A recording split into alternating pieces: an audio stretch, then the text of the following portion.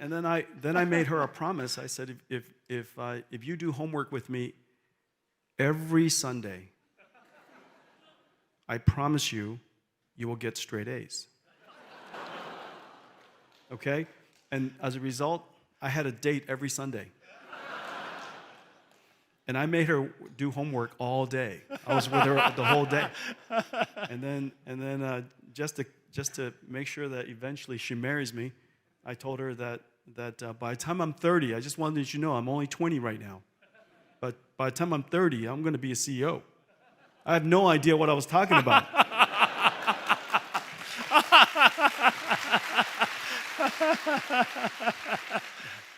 and then we got married. Yeah. And so maybe that's all the advice I'm going to give all the entrepreneurs. That's it. Fine. 190. We don't have any winners. Are we calling numbers from the right audience? 羅教授 Congratulations. Congratulations. I need to see your number. Oh, yes. So Jensen, I switch gear a little bit and ask you something about the leadership. So you have been the longest running CEO in the Silicon Valley, probably by far. 31 years as a CEO? Almost 32. Almost 32. And you're not tired? I'm super tired. I think somewhere you said... I got here this morning. I'm super tired. Yeah, you're super tired, but you still keep going. So we, of course, would love to learn from you that, how did you lead such a gigantic organization, NVIDIA of today? The tens of thousands employees, and it's amazing revenue and the large number of customers, and you reach out. How did you really do that? To lead such a large organization and this breaking neck pace? Well, today, let me just say that today, I was so surprised that there were computational biologists and business. Yes. That was our student degrees. Yeah, they're students. Yes. Usually we see computational biologists go by, you shake their hand, and then you see some business majors, they go by, you shake their hand, and we saw some computational biologists with business majors. That's right. I think it's fantastic. I started NVIDIA without ever taking a business course, and to this day, I've never taken a business course. And you also said that you never finished a business plan. I've never written a business plan. I have no idea how to write a business plan. I'm counting on all of you to help me write business plans. And and the reason why I'm telling you that is, first of all, I think you want to learn as much as you can, and I'm learning all the time. So the first thing about doing anything that you want to dedicate your life to do, and I consider this my life's work. This isn't a job. This is my life's work. And the idea, the way of thinking about whatever you do as your life's work rather than your job, I think it is a very big difference in your mind. And maybe you're a carpenter, maybe you're an artist, maybe you're maybe you're a neurosurgeon. You consider it to be your life's work. This is what I'm going to dedicate my life to perfect the craft of. And so NVIDIA is my life's work. I learned a lot along the way. There are a lot of things that, and so I'm not going to spend any time talking about those things. You got lots to learn. If you want to be CEO of a company, you have lots to learn. You have to reinvent yourself constantly. The world is changing all the time. Your company is changing all the time. Technology is changing all the time. Everything that you know today will be useful someday, but it won't be enough, not even nearly enough. And so I spend basically every single day learning. As I was flying over here, I was watching YouTubes, or I was talking to my AI. By the way, get an AI as a tutor. Asking it lots of questions, and it tells me an answer, and I ask, why did you give me that answer? Tell me the answer step by step. Explain it to me in this way. Apply this reasoning to something else. Give me some analogies. Right? There's a lot of different ways to learn, and I use my AI and I torture my AI to teach me. And so there are a lot of ways to learn. But my point is, you're constantly learning. What have I learned about being CEO and leadership? First of all, you're the CEO, you're the leader, but you don't have to know everything. You have to be confident about what you're doing, but you don't have to be certain. Confidence and certainty are not the same idea. It is possible for you to be completely confident in pursuing a direction and allow room for uncertainty. And that room for uncertainty gives you the opportunity to continue to learn. So That's profit from uncertainty. That's right. Uncertainty is your friend, not your enemy. The second thing I would say is that a leader, of course, needs to be strong because a lot of people are counting on your strength. They feed off of your strength. However, the fact that you're strong doesn't mean you can't be vulnerable, meaning that if you need help, ask for help. And so I'm constantly asking for help. I don't know how many times I've come to ask you for help. And so vulnerability is not the absence of strength. Uncertainty is not the absence of confidence.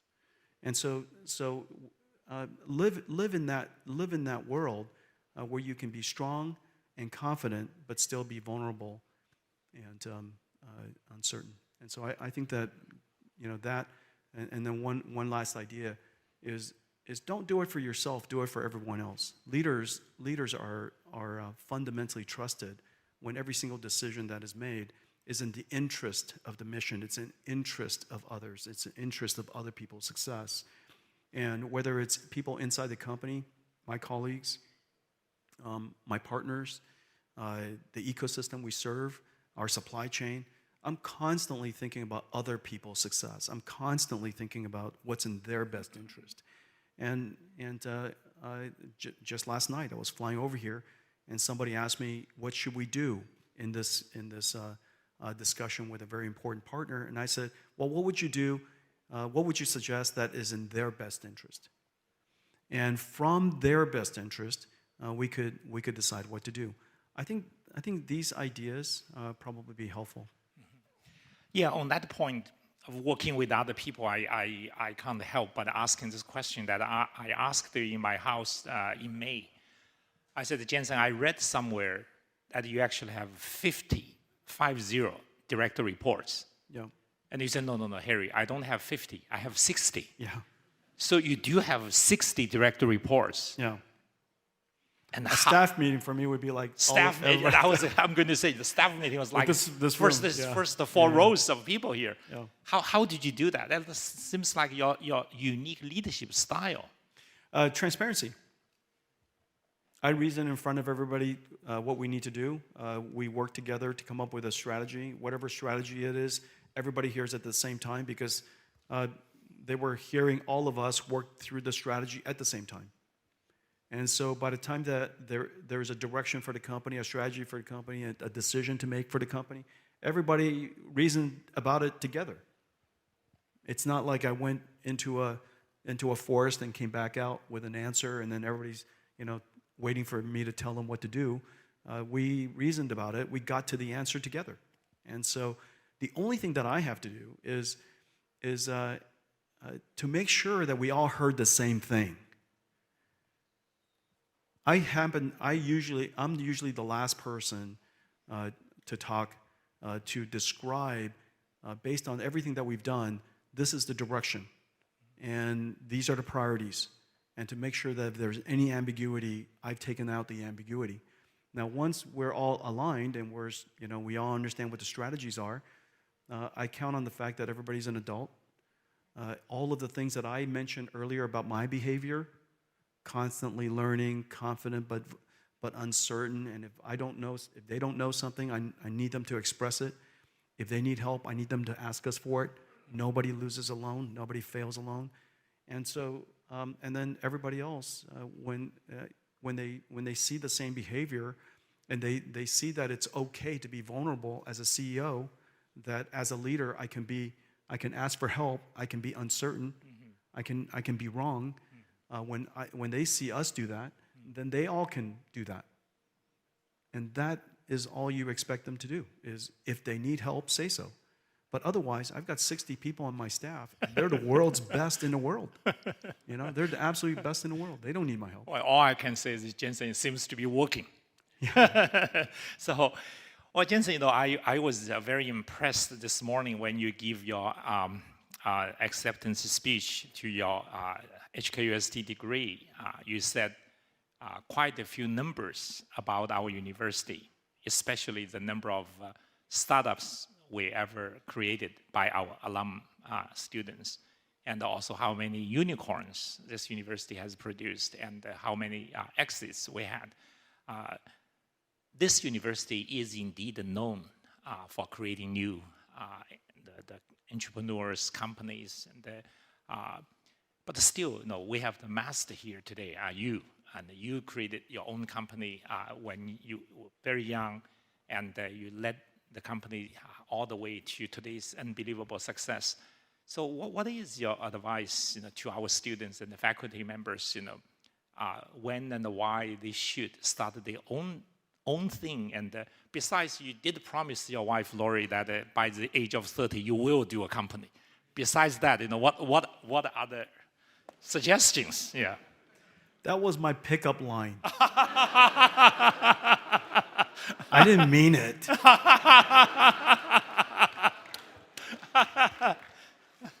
I was 16 when I went to college, and when I met my wife, I was 17. She was 19, and so I was the youngest kid in school in class. There were 250 students and 3 girls. And I was the only student that looked like a child, and they were all children. So you learned how to be competitive at that time. No, you have to learn how to, have a good pickup line.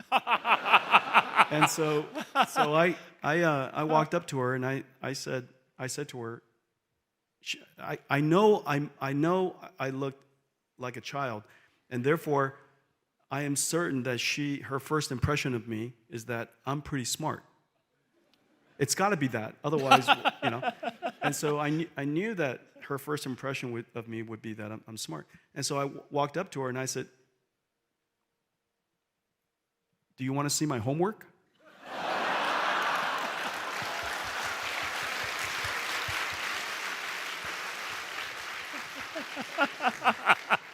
And then I made her a promise. I said, if you do homework with me every Sunday, I promise you will get straight A's.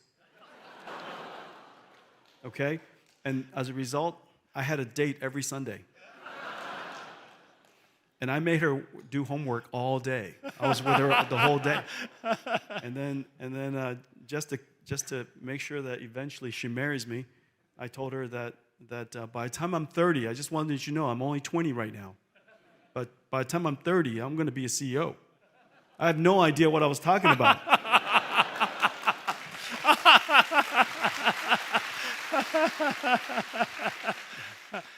And then we got married. Yeah.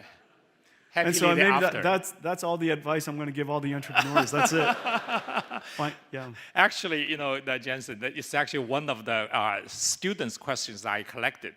It was the one student actually asked that is, so apparently the student said that he is good at school and everything, but he needs to focus.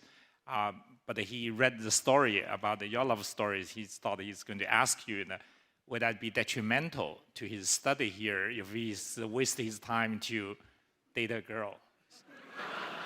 Your answer is absolutely not. Absolutely not. Well, if you don't keep doing well, so she never saw it, but I wanted her to know that I'm smart, and so I did the homework before she showed up.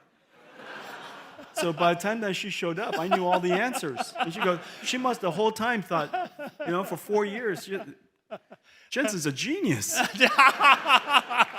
You are, Jensen. You are a genius. Well, Jensen, now you give our students some good tips, and I need to ask a question. That's the only life advice. I think the rest of that. By the way, I actually have 9 pages of questions that I apologize. I cannot pick everyone's. And One, I really feel that I should ask on behalf of our... Just reading the questions would take 45 that's minutes. True, that's true. And I didn't use GPT, otherwise it would be easier. So the question is actually, so as an assistant professor in university, now doing AI requires a lot of computing power. We kind of alluded to that earlier. It's interestingly, this University of Washington professor tweeted a few years ago something like that, noticeably missing in action in the deep learning revolution is MIT. But he really didn't mean just MIT. It's actually the top universities, even in the US, have not contributed too many seminal papers in the last decade. Rather, the companies, your company, Microsoft, OpenAI, Google, DeepMind, and those top companies have done amazing work, partly because they actually have enough computing power. So our professor's question is that, what should we do? Should we just all join NVIDIA? That's one way. Or can we partner with NVIDIA? You are our new alum, can you please help?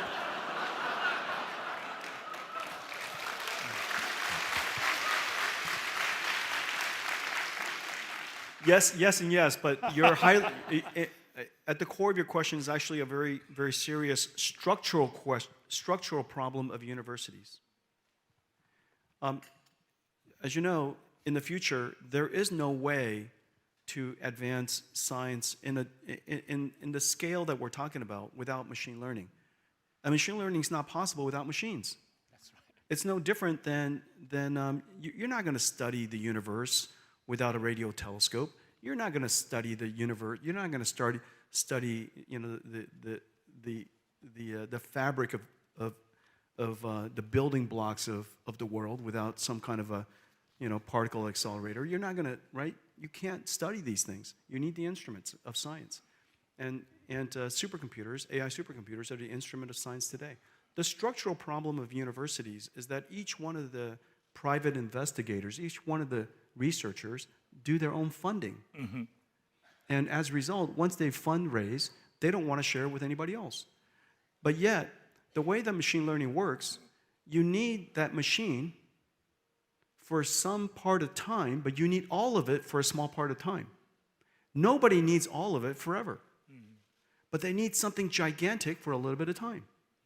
And so it turns out that in order for universities to advance research, you have to pull together everybody's funding, which is very hard in a university like Stanford or Harvard, or where the researchers that are getting research funding for computer science can raise a lot of money and get very large funding, but somebody who is in climate science or in ocean science or so on and so forth is very difficult. And so now the question is what to do. I think this is where universities that can lead by building an infrastructure for the whole school to use can make a real difference.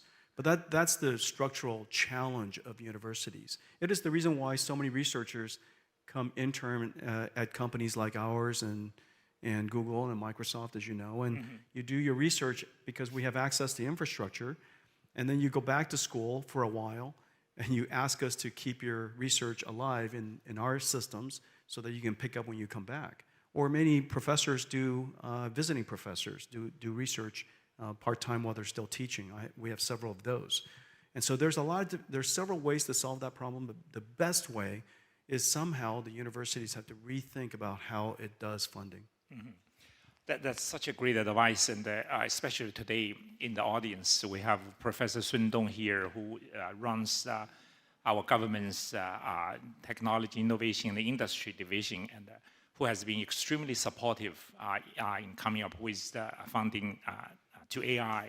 In fact, Professor Sun actually supported this generative AI center in Hong Kong. It's called the Hong Kong Generative AI Center. It's such a fundamental advantage. Yeah. So, and we also have our deputy FS here, who also, can sign the checkbook, and I'm sure they can learn from you and listen to your advice.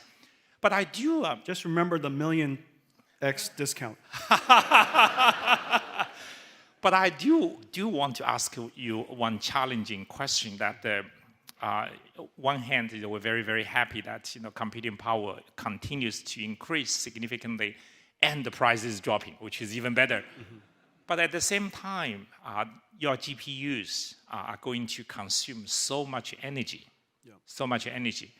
And there's some prediction that by 2030, the world's energy consumption will increase by 30%.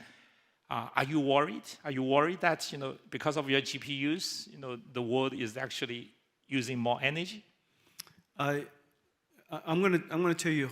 I'm going to work backwards, and the first thing I'm going to work backwards from is I'm going to make the statement that if the world uses more energy to power the AI factories of the world, we are a better world when that happens.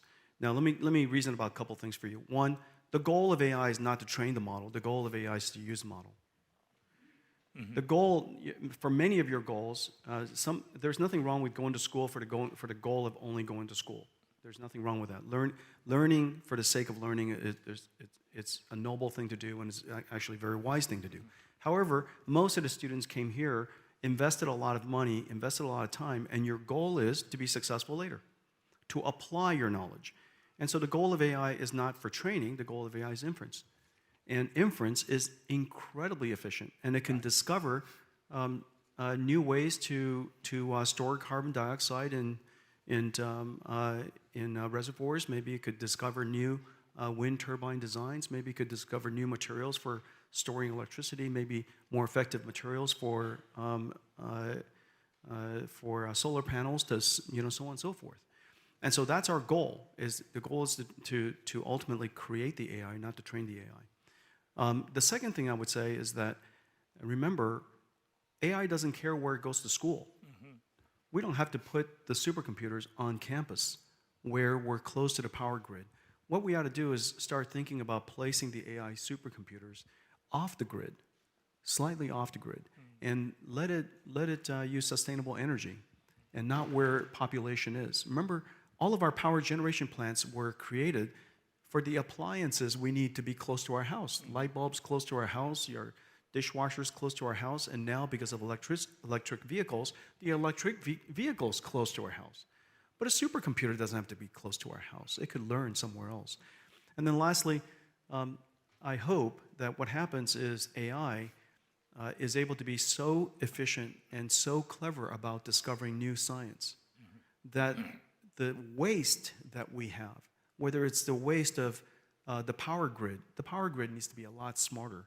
The power grid is over-provisioned for most of the time, is under-provisioned for only some of the time. Most of the time is over-provisioned. And so we should use AI in so many different areas to save energy, to take it out of the waste that we have, and hopefully it's replaced by 20-30% of what ultimately it saves. And that's my hopes and dreams, is that in the end, what we all see is that using energy for intelligence is the best use of energy we can imagine. Well, I certainly agree that the use of energy for intelligence is the best way to use energy. And talking about the intelligence, I want to come back to the topic of intelligence. Jensen, as you know, the Great Bay Area, this region, Hong Kong, Shenzhen, Guangzhou, Dongguan, this area. We both live in the Bay Area. Yeah. So the over the years, has become really the big hardware ecosystem, if I may say that way. If you build any interesting gadgets nowadays, if you don't build that in Great Bay Area, it's going to be less efficient because you just cannot simply find all those components. A great example, of course, is the company DJI, originally from here, the commercial drone company. Yeah, incredible technology. Incredible technology. Yeah, incredible. And so my question for you is actually, as we think about the intelligence, the physical side is going to become more and more important, the robotics. We will see, I assume, more and more robots. And of course, a special type of robots is actually called autonomous driving vehicles, autonomous driving cars. So what's your view? How quickly can we see those physical intelligence entities in our lives, at work lives? How should we even think about that and take advantage of this Great Bay Area hardware ecosystem? This is just an extraordinary opportunity for China and for this area. And the reason for that is because the Great Bay Area and this whole region here is so good at megatronics already. The intersection between mechanical technology and electronics. Yes. What is missing, of course, for robotics is an AI that understands the physical world. ChatGPT or large language models today understands the cognitive knowledge and intelligence, but it doesn't understand physical intelligence. It doesn't understand necessarily that when I set the cup down, that it's not going to go through that table. And so we need to teach an AI how to understand physical intelligence. Well, let me demonstrate, in fact, that we're making good progress. Well, one of the demonstration that all of you have probably seen is you could generate, using generative AI, text to video. And I can surely generate a video that starts out with a picture of myself, and you prompt Jensen, pick up the coffee cup and take a sip. Well, if I can prompt the AI to go and pick up the coffee cup, why can't I then generate the tokens to cause a robotic arm to go pick it up? And so the gap, the leap from where we are with generative AI and general robotics is very, very close. And so I'm very excited about this area. There are 3 types of robots that can be manufactured in high volume, and pretty much only 3. All of the other types of robots that we've seen historically, robotics has been around for a long time, but it's very hard to scale into high volume. Scaling into high volume is important because you need the technology flywheel.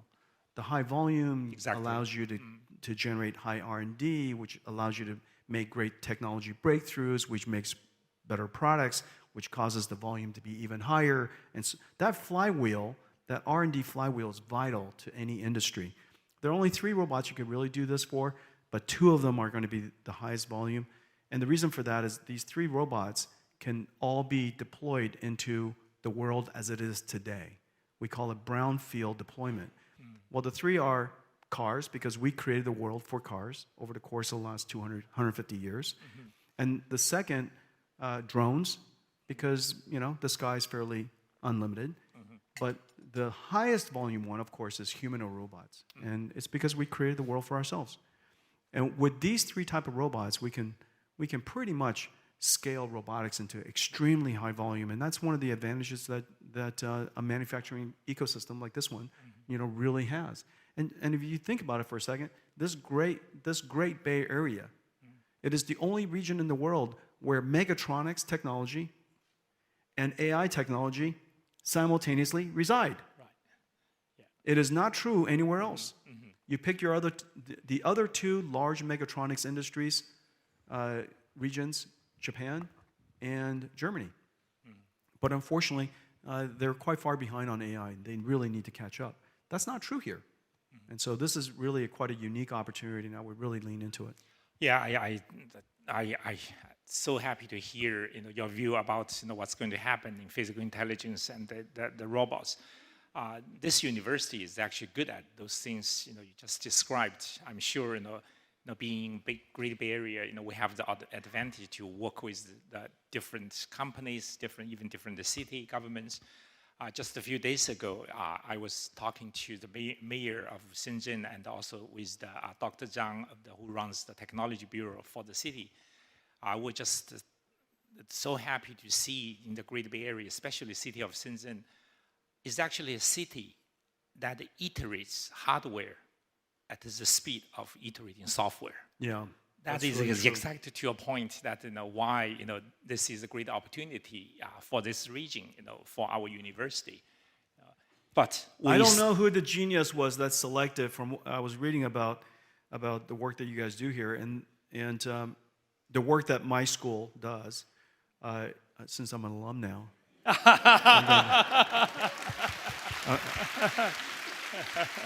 I can now take credit for all of your good decisions. Absolutely. But artificial intelligence, robotics, Yes.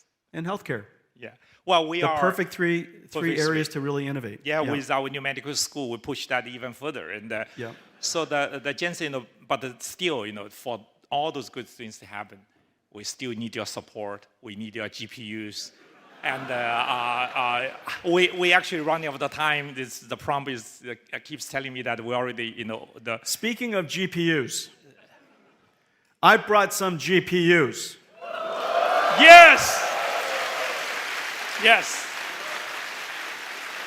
If I didn't bring GPUs, I was afraid that I would not be welcomed back to my own school. Oh, my. And so, Harry and I are going to do a lucky draw, and we're going to do it Lucky draw. quickly. All right. GPUs. 我们的 lucky draw 在哪 Lucky 里？ draw, lucky draw. 你们在哪里？我们系主任哎，等着我的朋友，等着呢。来， OK，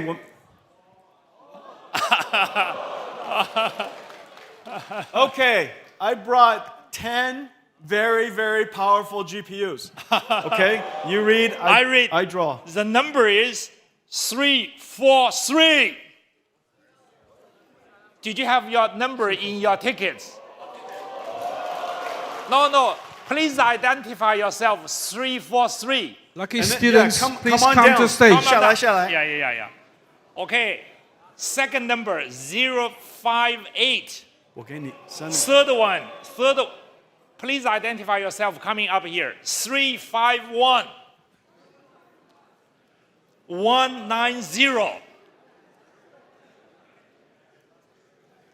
We don't have any winners. Are we calling numbers from the right audience? If we don't have you come up, the department head of computer science will collect them all. I don't want this to happen. I want to So we can advance science. Okay, Yeah. here we go. 014. 来， 014. What's your number? Last 3 digits. Yeah. Just come here, come at here, least we got a please. 1. Yeah. 117. Yeah, please come up. Yeah. 329. 我有几个了？ 9个了啊。259. Please come up. 上来吧。Please come up. If you, let me read one more time. 117, 014, 190, 351, 058, 343, 329, 249. Oh my goodness. Oh my goodness. Okay. All right.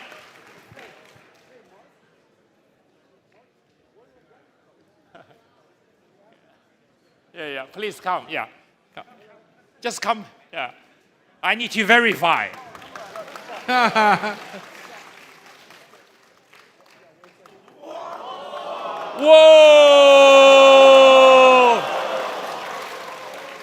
Whoa!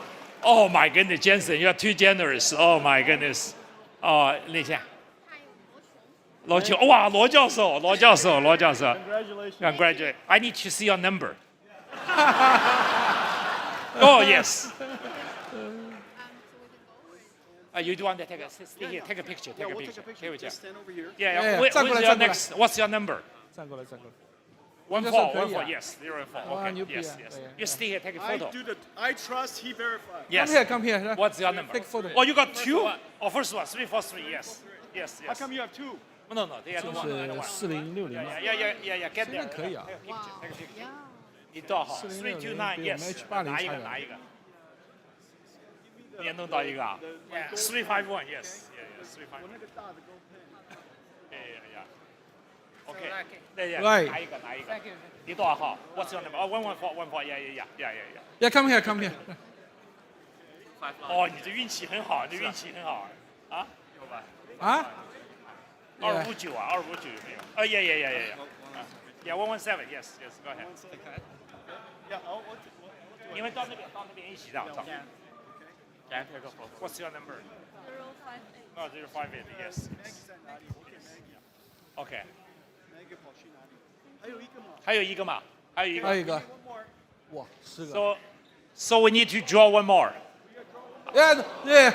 Don't need to draw. Give it to the computer science department, please. Yeah, come on. Can I just use my the power vested in me? Yeah. Okay. Professor Zhou, whatever number you have, I'll just read it. Yeah. Thank you, Jesus. Great. Fantastic. Yes. Okay. Yeah. Take a photo. Harry, where's Harry? No. All right. Okay. All right. 好。 Okay.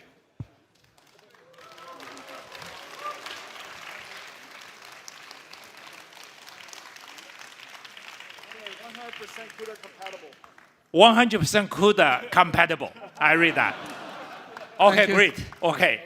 Congratulations. Thank you very much. So Jensen, one more. Jensen, one moment. Jensen, Jensen. we have more gifts. You have more gifts. All right. 你们可以下去。 There's a gift 你们可以下去了。 for You you. guys can go down. More gifts are coming. Yeah. Okay. By the way. Oh Wow. my. This is a gift for Oh my Harry, goodness. Oh my goodness. So Harry has been a hero of mine for a very long time. Very, very long time. As you know, as you heard me say earlier, he's one of the consequential computer scientists of our time. And because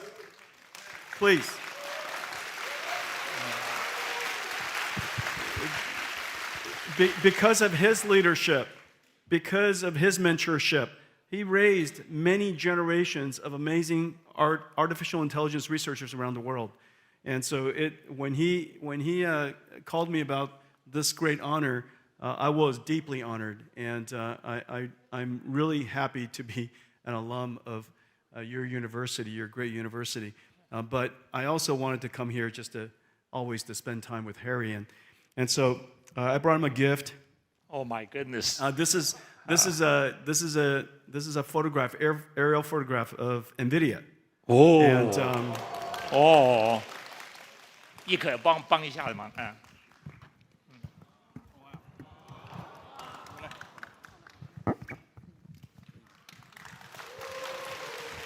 你幫手佢住呢度，呢塊。 So when Harry comes to see me, he comes to that building. I went to visit Jensen in July just to make sure he's coming today. I'm always going to come. Harry, thank you for everything you've done for us and for the industry. Thank you so much. And it's quite you're a hero. Really an honor. And we're not done yet. Yeah. So did you guys like the leather jacket? Oh. I wear the one too. Okay. But here's the question. Did you want the one? Wow. Can I think this is going to be available at the student store. Terrence, can you please bring up that leather jacket, the third piece?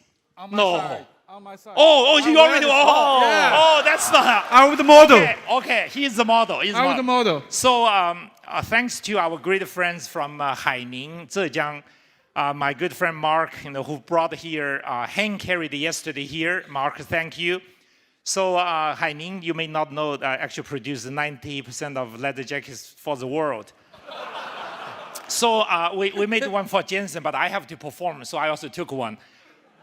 We got the third piece. Jensen very generously signed and donated to HKUST Foundation. Albert, for you. So we will auction. We will auction very soon, Albert, right, at the annual event. And in the name of Dr. Jensen Huang, donate to the HKUST Foundation. Albert. I will still be the model by the time. All right. Very good, huh? So do we have more gifts? Or Yeah, do we we not? have. Yeah, We have more gifts? I will invite our president, Nancy Yip, come to actually give a souvenir to So the Jensen. president. Okay. So it's a wonderful.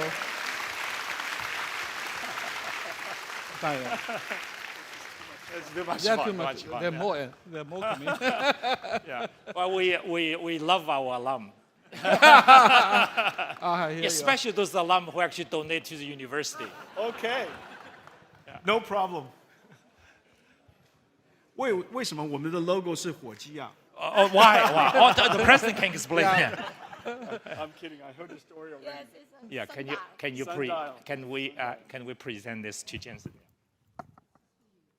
Yeah. Okay, want to explain? Okay, show. Okay, sure. People, yeah. Here is AI generated image for this too, but very unfortunately, I didn't realize the Henry also wear a leather jet. So that's a hallucination, right? Hallucination. Yeah. Yes. Oh, anyway, Yeah, thank you very much. We'll take a photo. Yeah. We'll take a, yeah.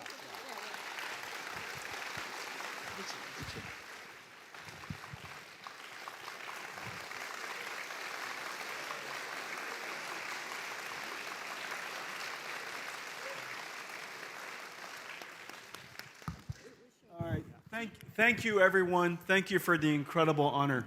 I'm Thank a very you. proud alum. Yeah. Thank you. Thank Jensen, you we very look much. forward to your coming back to UST, and we love you, Jensen. Thank you. Thank you, Harry.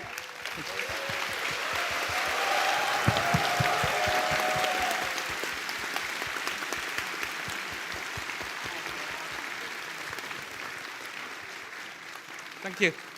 Bye-bye. Hãy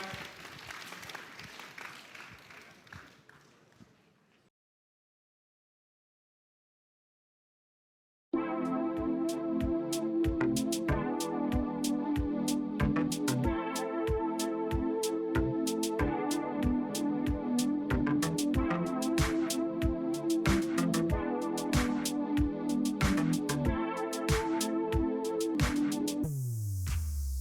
lỡ 想緊貼更多理財投資同生活嘅資訊，就繼續留意我哋唔同嘅平台，記得訂閱我哋嘅經一共肥計劃同埋 YouTube Channel，再撳埋個鐘仔啦！